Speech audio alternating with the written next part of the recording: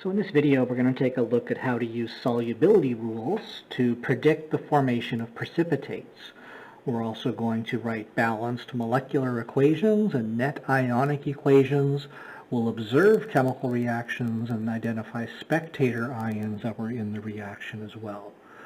So solubility rules are covered in the first year chemistry course at Grant Park. Here's an example of the list of solubility rules that you'll find in your data booklet. We're not going to go over them in detail, but there's 7 rules. The first one talks about alkali metal salts and ammonium salts being very soluble. What that means is that any salt that begins with an alkali metal cation or the ammonium cation will be very soluble in water. So if those salts are formed as the products in a chemical reaction, they would not be a precipitate, they would not be a solid product, they would be aqueous, they would be ionized completely in the water, fully dissociated and hydrated. Second rule talks about nitrate salts and acetate salts also being very soluble. The third rule talks about chloride, bromide, and iodide salts being soluble, but now it has some exceptions. So silver, lead are 2 common exceptions to that rule. So salts like silver chloride or lead bromide would not be very soluble in water. They would likely form precipitates. But other salts with chloride and bromide and iodide, for example, aluminum bromide or magnesium iodide, those salts would be very soluble. Again, if a salt is very soluble, it means that when it forms as a product in an aqueous reaction, it would not form a precipitate. It would remain in an aqueous state. So there are other rules. You should have a list like this in order to do this video with me. So in this first example, we have copper 2 nitrate reacting with sodium hydroxide. Let's remind ourselves of the chemical formulas of these 2 reactants. These will be solutions to begin with. Copper 2 nitrate has the copper 2 plus cation and the nitrate NO3 minus anion.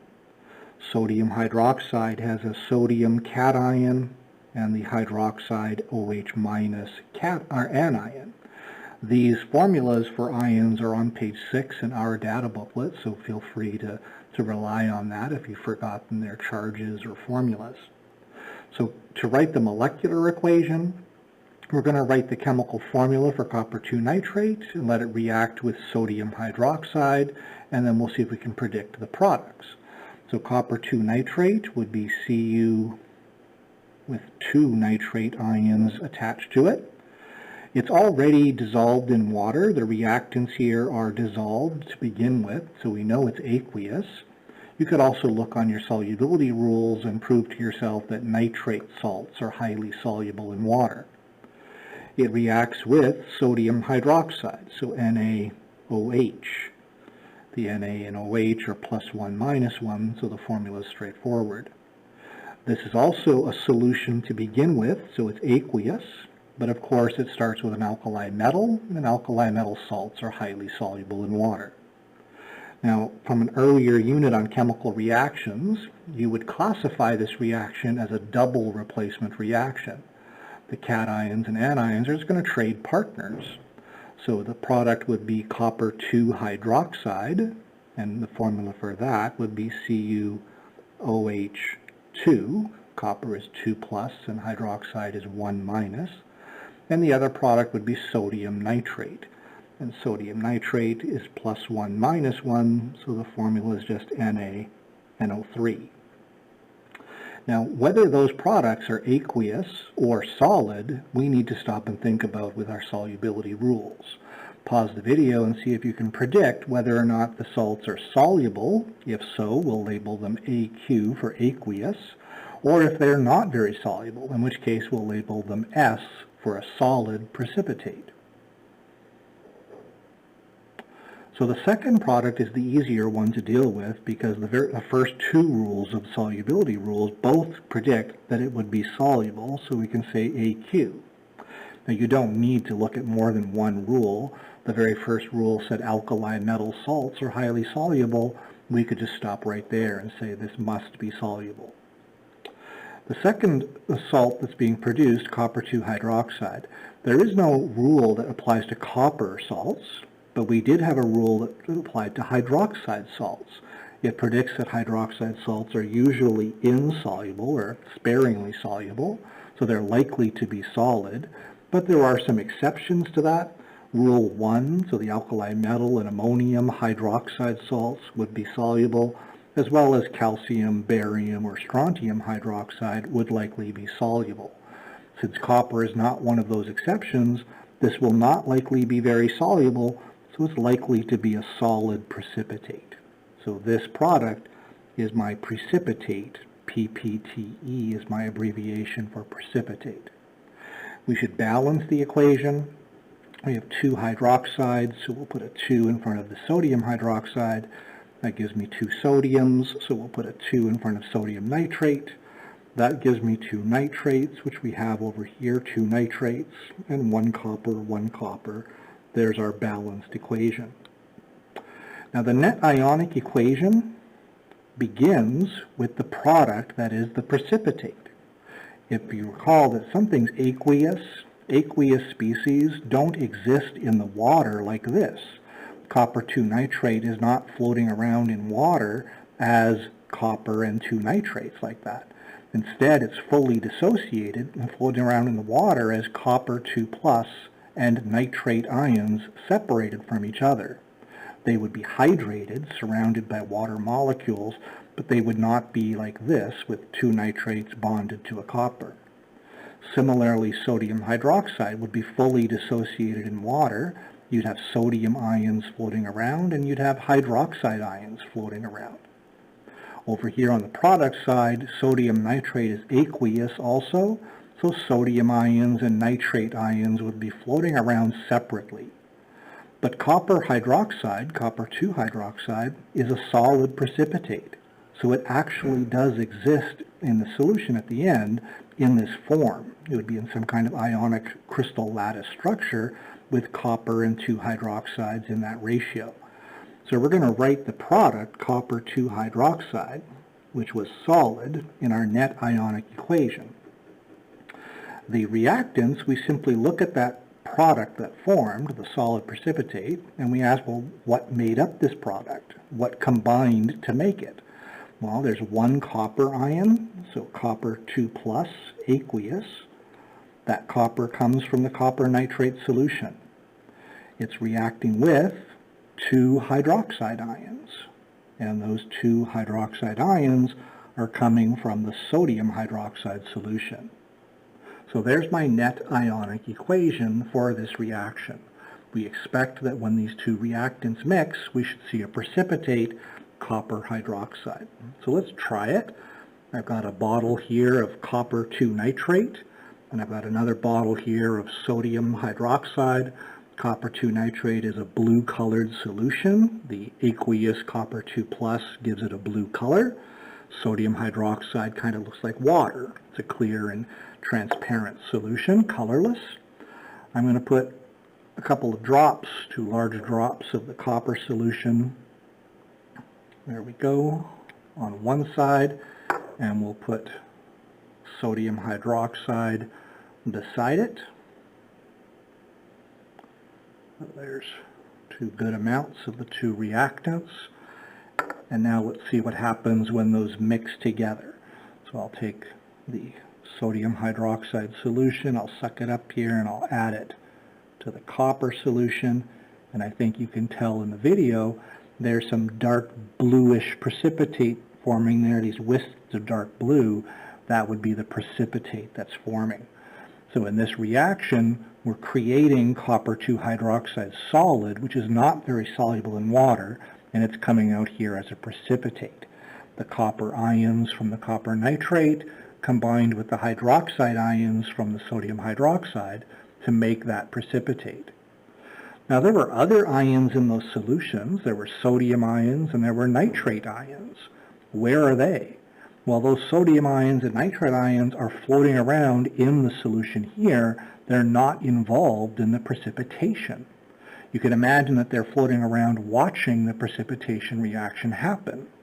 Because they're just watching the reaction between copper and hydroxide, we'll call the sodium ion and the nitrate ion they'll be the spectator ions in this reaction. Notice in my molecular equation up above, the sodium nitrate was aqueous, so the sodium and the nitrate ions from that aqueous salt, they're the spectator ions. They're not floating around as sodium nitrate. They're floating around as sodium and nitrate ions. They weren't included in the net ionic equation. They were left out, and it's because they were left out that that equation is referred to as a net ionic equation, because we left out the spectator ions. That's why the word net is at the beginning of that equation.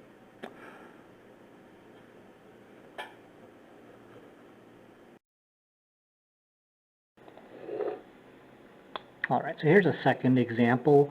We're going to react potassium chromate with a solution of silver nitrate. They're both initially solutions. See if you can write the molecular equation, the net ionic equation, and any spectator ions that are there.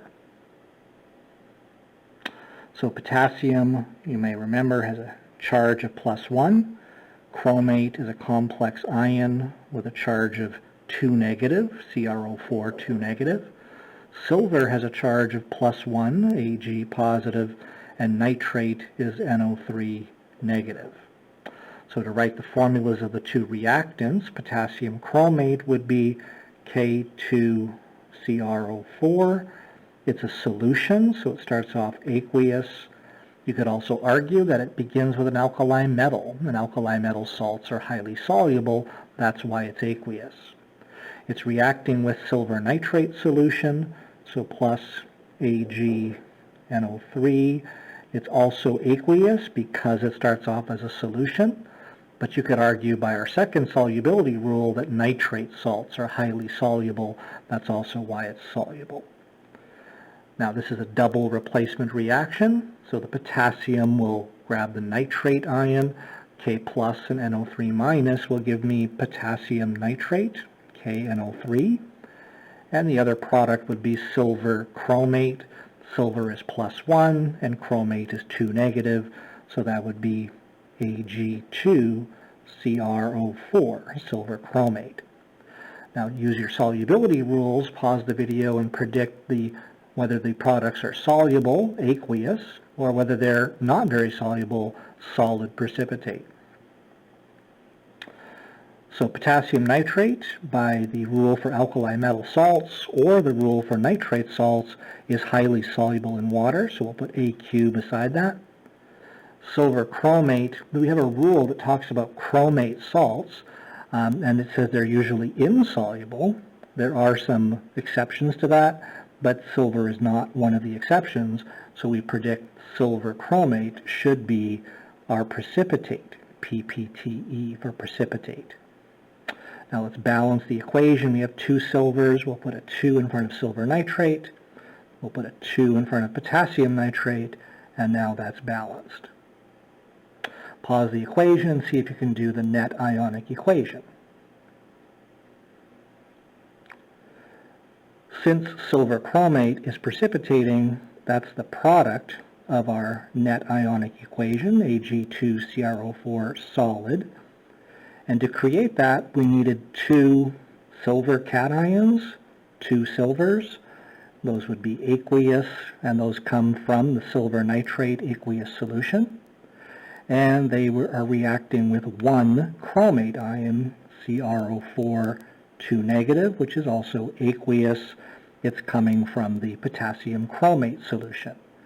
So when we mix potassium chromate with silver nitrate, the silver cations from the silver nitrate solution are combining with the chromate anions from the potassium chromate, and they form the silver chromate product, which is not very soluble, so it's going to be predicted it'll be a precipitate.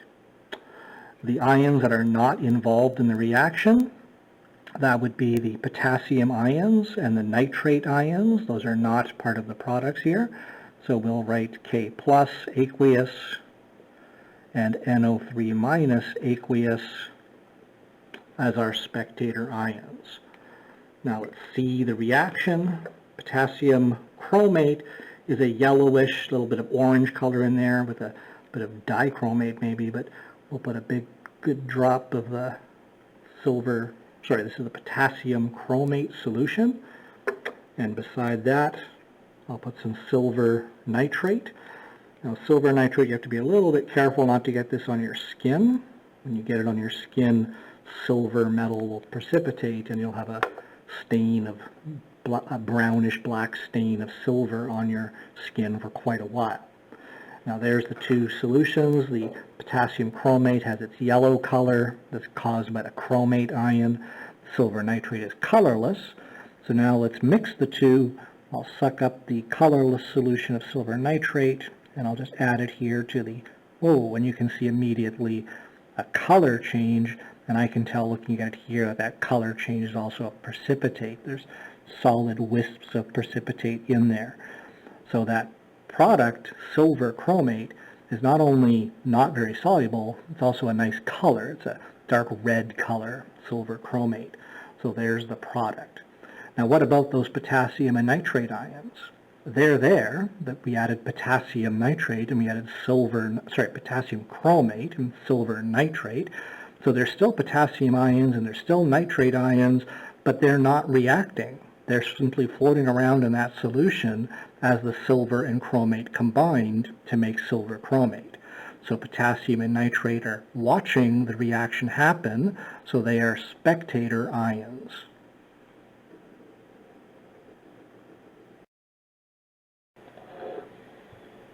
All right, here's a third example. Pause the video and see if you can do this one yourself. So we're going to be mixing solutions of potassium sulfate with barium chloride. Potassium is an alkaline earth metal. Its symbol is K positive. Sulfate is a complex ion. SO4 2 negative is its chemical formula. Barium is an alkaline earth metal, and its symbol is Ba, and alkaline earths have a charge of 2 positive. Chloride is a halogen, Cl, and their charge is negative. So the molecular equation, potassium sulfate, will need 2 potassiums with this 1 sulfate, so K2SO4. It's going to begin as a solution, so we can say AQ, aqueous. It reacts with barium chloride also in solution, so plus barium will need 2 of these chlorides based on the charges, so BaCl2, aqueous. And the products from that reaction, double replacement reaction, would be barium sulfate. Now barium is 2 plus and sulfate is 2 minus, so barium sulfate would just be BaSO4. And we also get potassium chloride, and K is plus and Cl is minus, so plus KCl. Now looking at our solubility rules, the potassium chloride begins with an alkali metal, potassium, so that salt must be soluble, AQ. You could also argue that the chloride salts are also very soluble in water. There are some exceptions, lead, silver, and mercury. That's not one of the exceptions, so this would be aqueous if you look at the chloride rule as well. Barium sulfate. There is no rule for barium salts, but there is a rule that says sulfate salts are highly soluble in water. They should be very soluble, but there are some exceptions. Among those exceptions is barium. So barium sulfate is not very soluble in water. It'll be a solid. The solid substance is our precipitate, PPTE for precipitate. And just balance the equation now. We have 2 potassiums and 2 chlorides, so let's put a 2 in front of KCl. The net ionic equation, I begin by writing the formula of the precipitate, barium sulfate, solid. And to form barium sulfate, you would need a barium 2 plus aqueous cation and a sulfate SO4 2 minus aqueous anion. The ions that I did not include in the net ionic equation were the potassiums and the chlorides, the things that formed the aqueous product. So the potassium ion, aqueous, And the chloride ion aqueous are the spectator ions. They're watching the net ionic equation happen. So let's just see if we can visualize this reaction. I've got a bottle of potassium sulfate here. It's a colorless solution. I have a feeling this may not be that visible because the reactants are colorless. The barium chloride solution is also colorless. And I'm pretty sure the barium sulfate that should precipitate is not a very colorful precipitate, so this probably should be done with a black background instead of a white background. Let's see if we can visualize it. So I'm going to take those two solutions, and rather than suck one up, we just drag one directly into the other. So now that they've been dragged together, it's probably hard to see in the video, but there is a white powder forming in the solution. It's a white precipitate against a white background. You can be forgiven if you don't see that. You'll just have to trust me that it happened. Okay, I think you can tell that. In fact, let me drag some of that over the dotted line, and you can see that the dotted line is obscured. So the original colorless solutions were colorless and transparent. Now that there's that white precipitate, you can no longer see the dotted line. Okay, so it's not just faith. So that white precipitate is the barium sulfate precipitate. So I hope that helps with writing molecular equations, predicting the solubility of products using solubility rules, writing a net ionic equation, and identifying spectator ions in the precipitation reaction.